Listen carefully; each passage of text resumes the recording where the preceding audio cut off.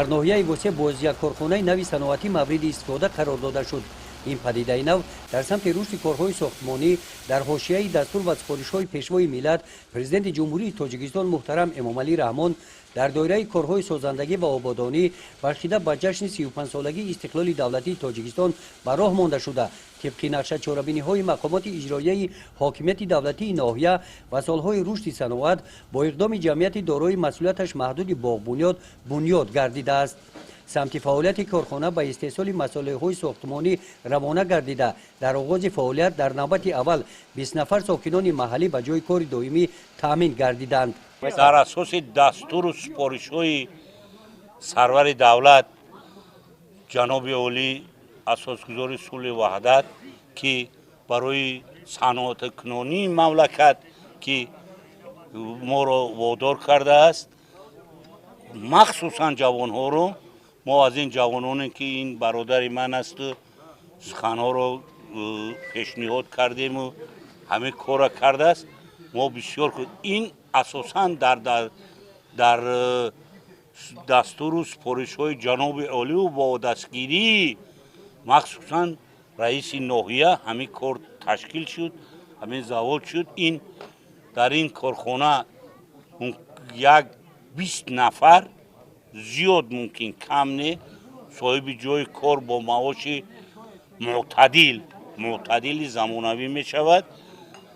این گروهی که ما از ساحل این طرف در دست چپیم و این کوپروکوی که می بینیم که وزن 60 تنه را ندارن، همین کارخانه می تواند که همین طرف اهالی را با تمامی محصولات های سنگ و شغل و قوم ششتگی و این ما وعده میتیم که برای همین طرفی که ای ساحل دست چپ است نرخی محصولات را ارزان کرده و با صفت اعلی با مردم دسترس کنیم.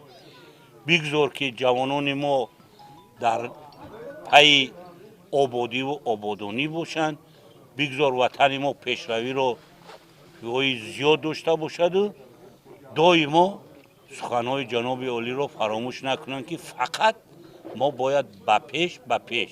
افزودن ساختمان بناهای تعینات گوناگون از جمله بناهای استقامتی بلندآشانه و اجتماعی که امروزها وسعت گرفته ایستادند، طلبات به مسائل ساختمانی زیاد گردیده. ساختمان چنین کارخانه صنعتی در ناحیه این طلبات بازار بوده. رهبریت کارخانه مقصد دارند که وابسته به طلبات فرمایشگران صورت استحصال محصولات را به راه مانده. در همین زمینه در آینده کارخانه استحصال بتون و خیش را هم به راه مانند. متخصصان جلب کردیم.